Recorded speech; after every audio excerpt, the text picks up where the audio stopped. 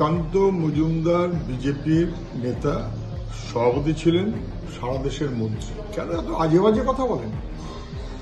মোদিজি যাবে সিঙ্গুরে, সিঙ্গুর থেকে নাকি ঘুরে দাঁড়াবে এবং টাটাকে ওরা নিয়ে আসবে। আচ্ছা, সিঙ্গুর প্রকল্প অথবা পশ্চিমবাংলায় যুবকের স্বপ্ন, শিল্প ধ্বংস করে বিপন্ন করা, এই কাজের দায় যদি মমতা ব্যানার্জির হয় এক নম্বর, তার সবচাইতে বিশ্বস্ত সঙ্গী তো ছিল বিজেপি। মনে নেই মমতা ব্যানার্জি আর রাজনাথ সিং, অনেক ছবি এরকম আছে, ফিসফিস করছে কিভাবে বাংলাকে ধ্বংস করা যায়।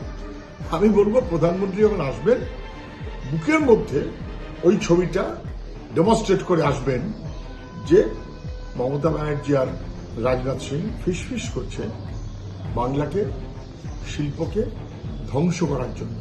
তখন বিজেপি তৃণমূলের সঙ্গী হয়ে বাংলাকে ধ্বংস করার প্রকল্পে অংশীদার হয়েছেন। আর এখন সেই বিজেপি নাকি পশ্চিমবাংলায় শিল্পের ব্যবস্থা করবে। আরে, সিঙ্গুরের প্রকল্পটাকে ধ্বংস করে মমতা ব্যানার্জি ওটা ভেট দিয়েছিলেন নরেন্দ্র মোদীকে। উনি তখন গুজরাটের মুখ্যমন্ত্রী। মমতা ব্যানার্জির ভেট নিয়ে বিজেপি চলেছে।